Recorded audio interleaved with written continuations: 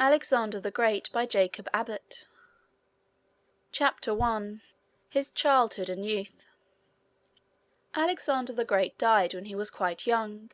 He was but 32 years of age when he ended his career, and he was about 20 when he commenced it. It was only for a period of 12 years that he actually engaged in performing the work of his life. Napoleon was nearly 3 times as long on the great field of human action. Notwithstanding the briefness of Alexander's career, he ran through, during that short period, a very brilliant series of exploits, which was so bold, so romantic, and which led him into such adventures and scenes of the greatest magnificence and splendour, that all the world looked on with astonishment then, and mankind have continued to read the story since, from age to age, with the greatest interest and attention. The secret of Alexander's success was his character.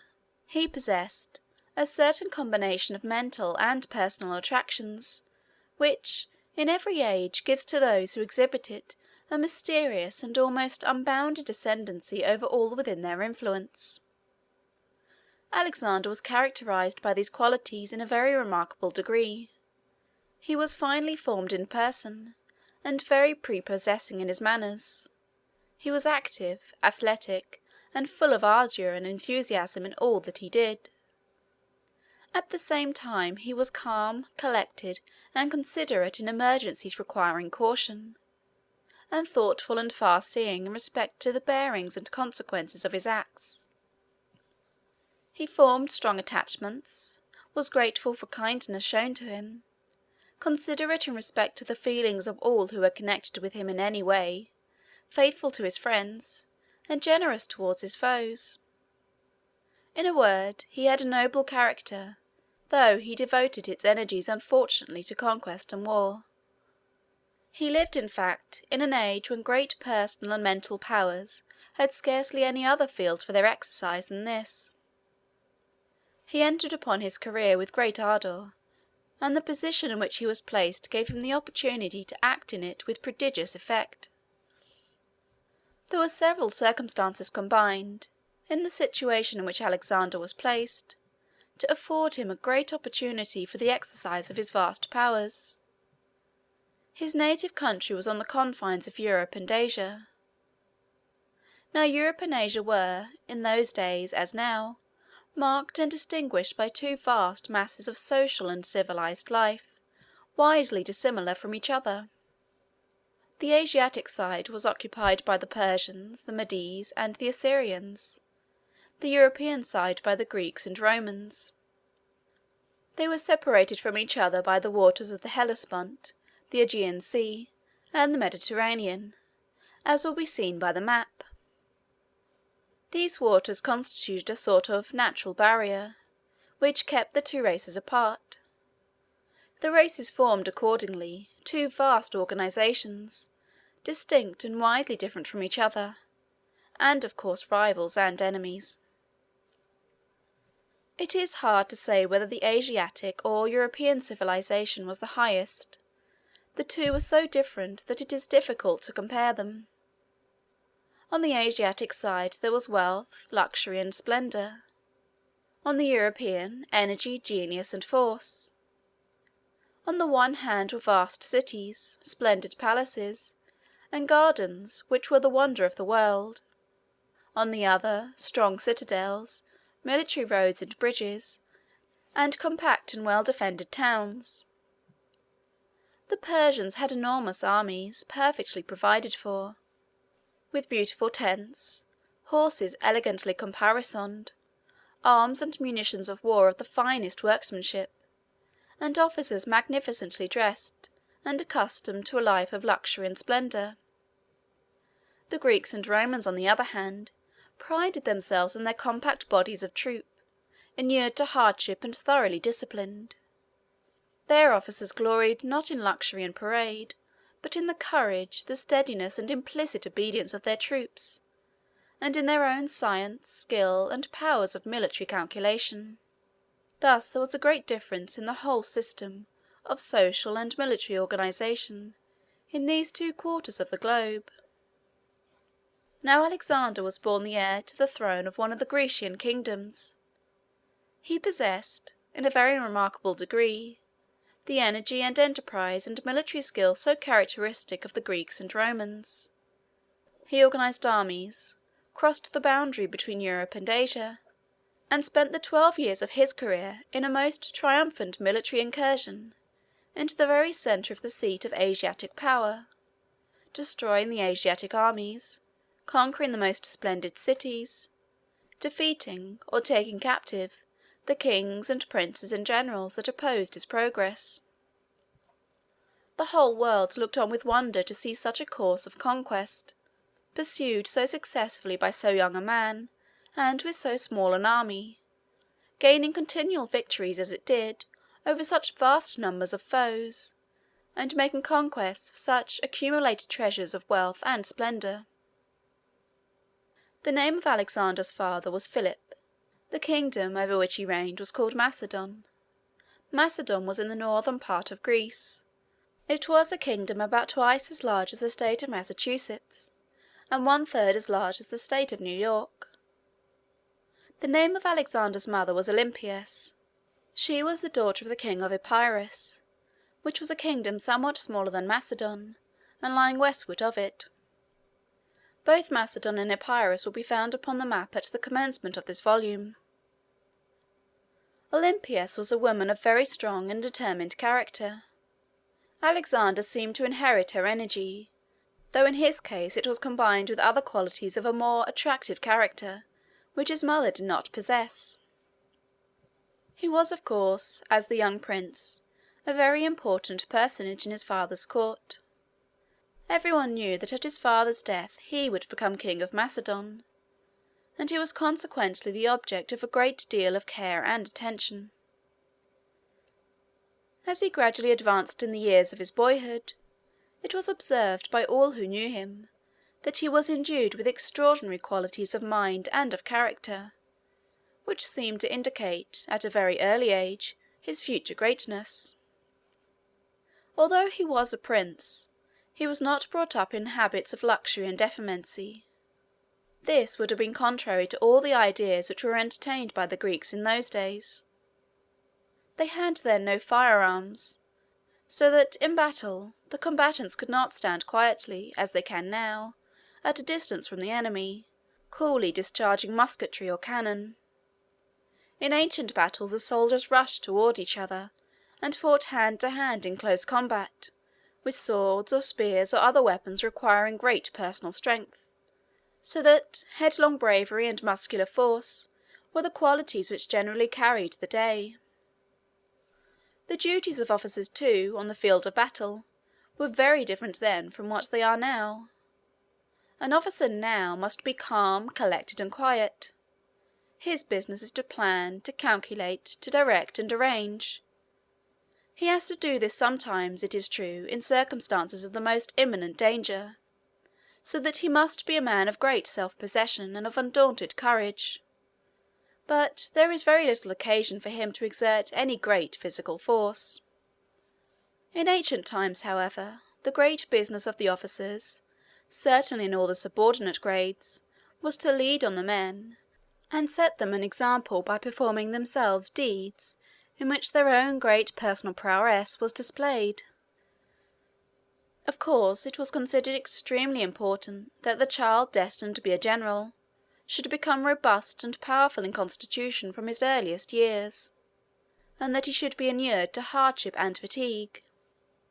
In the early part of Alexander's life, this was the main object of attention. The name of the nurse who had charge of our hero in his infancy was Lanace. She did all in her power to give strength and hardihood to his constitution, while at the same time she treated him with kindness and gentleness. Alexander acquired a strong affection for her, and he treated her with great consideration as long as he lived. He had a governor also in his early years, named Leonatus, who had the general charge of his education. As soon as he was old enough to learn, they appointed him a preceptor also, to teach him such branches as were generally taught to young princes in those days. The name of this preceptor was Lysimachus. They had no printed books, but there were a few writings on parchment rolls which young scholars were taught to read. Some of these writings were treatises on philosophy, others were romantic histories, narrating the exploits of the heroes of those days, of course with much exaggeration and embellishment. There were also some poems, still more romantic than the histories, though generally on the same themes. The greatest productions of this kind were the writings of Homer, an ancient poet who lived and wrote 400 or 500 years before Alexander's day. The young Alexander was greatly delighted with Homer's tales. These tales are narrations of the exploits and adventures of certain great warriors at the siege of Troy, a siege which lasted 10 years, and they are written with so much beauty and force, they contain such admirable delineations of character, and such graphic and vivid descriptions of romantic adventures, and picturesque and striking scenes, that they have been admired in every age by all who have learned to understand the language in which they are written. Alexander could understand them very easily, as they were written in his mother tongue. He was greatly excited by the narrations themselves, and pleased with the flowing smoothness of the verse in which the tales were told. In the latter part of his course of education, he was placed under the charge of Aristotle, who was one of the most eminent philosophers of ancient times. Aristotle had a beautiful copy of Homer's poems prepared expressly for Alexander, taking great pains to have it transcribed with perfect correctness and in the most elegant manner. Alexander carried this copy with him in all campaigns. Some years afterward, when he was obtaining conquests over the Persians, he took, among the spoils of one of his victories, a very beautiful and costly casket, which King Darius had used for his jewelry or for some other rich treasures. Alexander determined to make use of this box as a depository for his beautiful copy of Homer, and he always carried it with him, thus protected, in all his subsequent campaigns. Alexander was full of energy and spirit, but he was, at the same time, like all who ever become truly great, of a reflective and considerate turn of mind.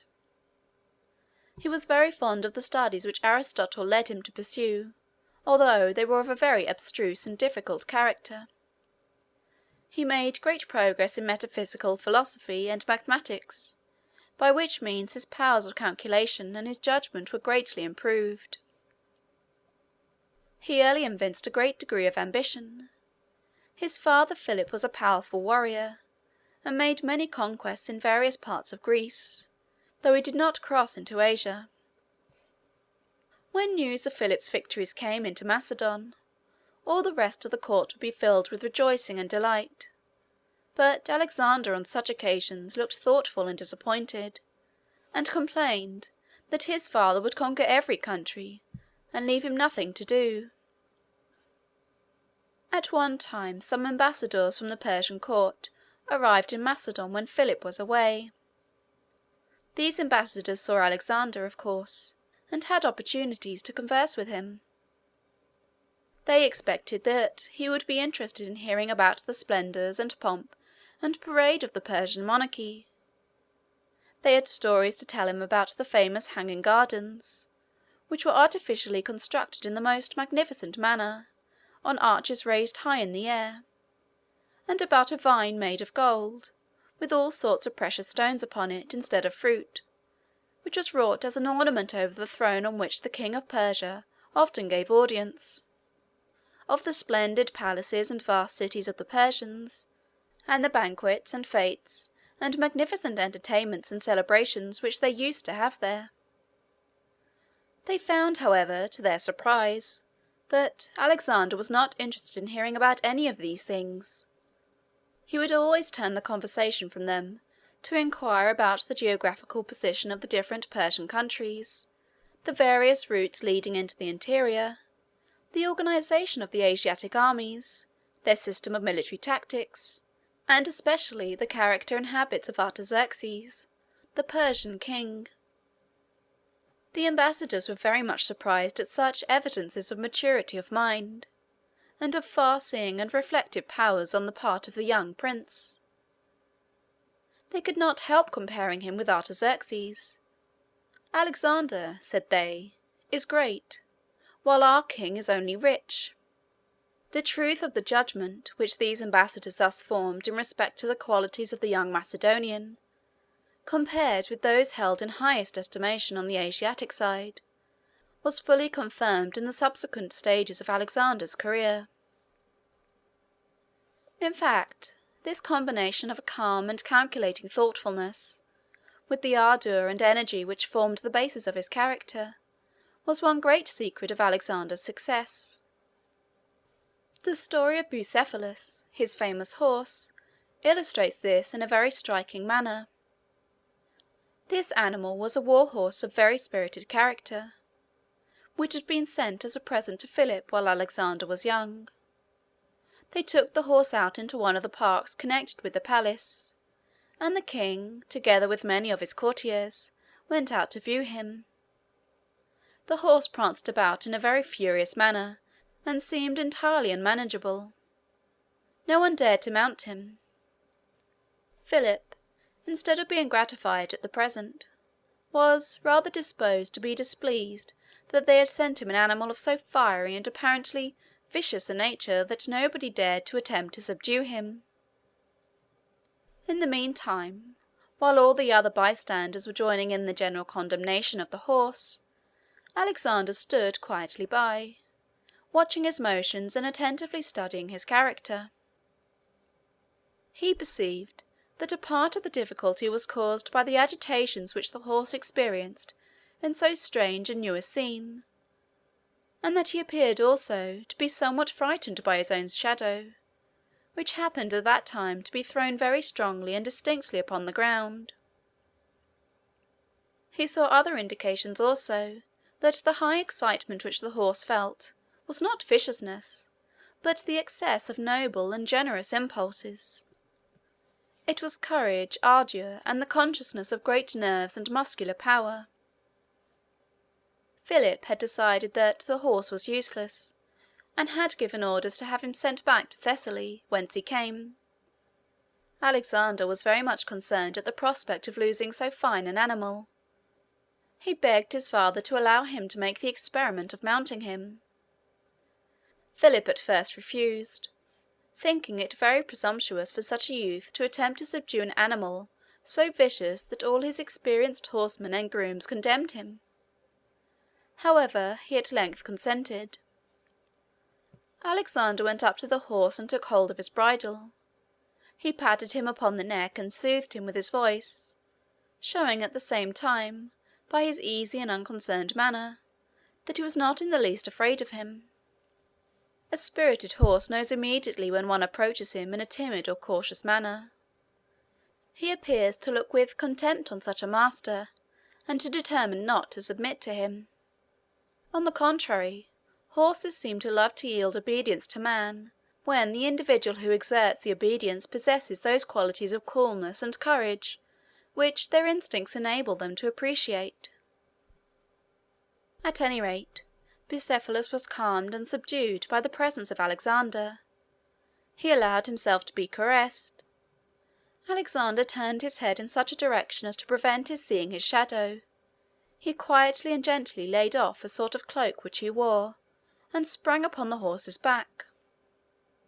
Then, instead of attempting to restrain him, and worrying and checking him by useless efforts to hold him in, he gave him the rein freely, and animated and encouraged him with his voice, so that the horse flew across the plains at the top of his speed, the king and courtiers looking on, at first with fear and trembling, but soon afterward with feelings of the greatest admiration and pleasure.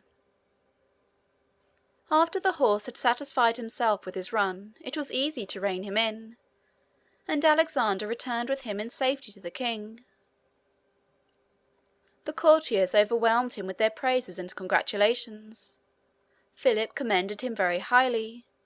He told him that he deserved a larger kingdom than Macedon to govern. Alexander's judgment of the true character of the horse proved to be correct. he became very tractable and docile, yielding a ready submission to his master in everything. He would kneel upon his forelegs at Alexander's command, in order that he might mount more easily. Alexander retained him for a long time, and made him his favourite war-horse. A great many stories are related by the historians of those days of his sagacity and his feats of war. Whenever he was equipped for the field with his military trappings, he seemed to be highly elated with pride and pleasure, and at such times he would not allow anyone but Alexander to mount him. What became of him at last is not certainly known. There are two accounts of his end. One is, that on a certain occasion Alexander got carried too far into the midst of his enemies, on a battlefield, and that, after fighting desperately for some time, Bucephalus made the most extreme exertions to carry him away. He was severely wounded again and again, and though his strength was nearly gone, he would not stop, but pressed forward till he had carried his master away to a place of safety, and that then he hopped down exhausted and died. It may be, however, that he did not actually die at this time, but slowly recovered, for some historians relate that he lived to be 30 years old, which is quite an old age for a horse, and that he then died. Alexander caused him to be buried with great ceremony, and built a small city upon the spot in honour of his memory. The name of this city was Bucephalia. Alexander's character matured rapidly, and he began very early to act the part of a man. When he was only 16 years of age, his father, Philip, made him regent of Macedon, while he was absent on a great military campaign among the other states of Greece. Without doubt Alexander had, in this regency, the counsel and aid of high officers of state of great experience and ability. He acted, however, himself, in this high position, with great energy and with complete success, and, at the same time, with all that modesty of deportment, and that delicate consideration for the officers under him, who, though inferior in rank, were yet his superiors in age and experience, which his position rendered proper, but which few persons so young as he would have manifested in circumstances so well calculated to awaken the feelings of vanity and elation. Afterward, when Alexander was about 18 years old, his father took him with him on a campaign toward the south, during which Philip fought one of his great battles at Chaeronea, in Boeotia.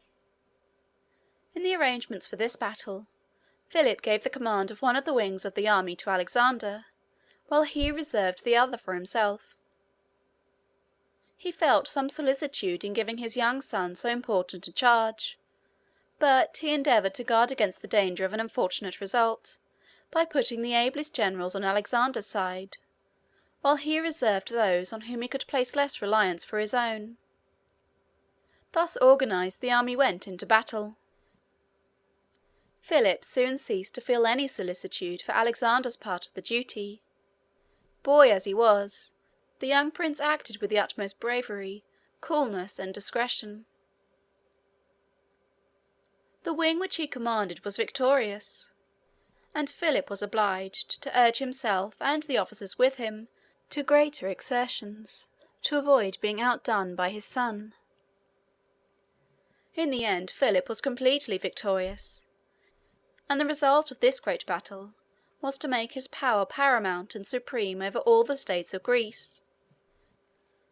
Notwithstanding, however, the extraordinary discretion and wisdom which characterized the mind of Alexander in his early years, he was often haughty and headstrong, and in cases where his pride or his resentment was aroused, he was sometimes found very impetuous and uncontrollable. His mother Olympias was of a haughty and imperious temper, and she quarrelled with her husband, King Philip. Or perhaps it ought rather to be said that he quarrelled with her. Each is said to have been unfaithful to the other, and, after a bitter contention, Philip repudiated his wife and married another lady. Among the festivities held on the occasion of this marriage, there was a great banquet, at which Alexander was present, and an incident occurred which strikingly illustrates the impetuosity of his character. One of the guests at this banquet, in saying something complimentary to the new queen, which Alexander considered as in disparagement of the character of his mother and of his own birth, his anger was immediately aroused. He threw the cup from which he had been drinking at the offender's head. Attalus, for this was his name, threw his cup at Alexander in return. The guests at the table where they were sitting rose, and a scene of uproar and confusion ensued. Philip, incensed at such an interruption of the order and harmony of the wedding feast, drew his sword and rushed toward Alexander, but by some accident he stumbled and fell upon the floor. Alexander looked upon his fallen father with contempt and scorn, and exclaimed, "What a fine hero the states of Greece have to lead their armies! A man that cannot get across the floor without tumbling down." He then turned away and left the palace. Immediately afterward he joined his mother Olympias, and went away with her to her native country, Ephyraeus, where the mother and son remained for a time in a state of open quarrel with the husband and father. In the meantime Philip had been planning a great expedition into Asia. He had arranged the affairs of his own kingdom, and had formed a strong combination among the states of Greece, by which powerful armies had been raised, and he had been designated to command them. His mind was very intently engaged in his vast enterprise. He was in the flower of his years and at the height of his power. His own kingdom was in a very prosperous and thriving condition, and his ascendancy over the other kingdoms and states on the European side had been fully established. He was excited with ambition and full of hope. He was proud of his son Alexander, and was relying upon his efficient aid in his schemes of conquest and aggrandizement. He had married a youthful and beautiful bride, and was surrounded by scenes of festivity, congratulation, and rejoicing. He was looking forward to a very brilliant career, considering all the deeds that he had done, and all the glory which he had acquired, as only the introduction and prelude to the far more distinguished and conspicuous part which he was intending to perform. Alexander, in the meantime, ardent and impetuous, and eager for glory as he was, looked upon the position and prospects of his father with some envy and jealousy. He was impatient to be monarch himself. His taking sides so promptly with his mother in the domestic quarrel was partly owing to the feeling that his father was a hindrance and an obstacle in the way of his own greatness and fame. He felt within himself powers and capacities qualifying him to take his father's place, and reap for himself the harvest of glory and power which seemed to await the Grecian armies in the coming campaign. While his father lived, however, he could be only a prince, influential, accomplished, and popular, it is true, but still without any substantial and independent power. He was restless and uneasy at the thought that, as his father was in the prime and vigour of manhood, many long years must elapse before he could emerge from this confined and subordinate condition. His restlessness and uneasiness were, however, suddenly ended by a very extraordinary occurrence, which called him, with scarcely an hour's notice, to take his father's place upon the throne. Chapter 2.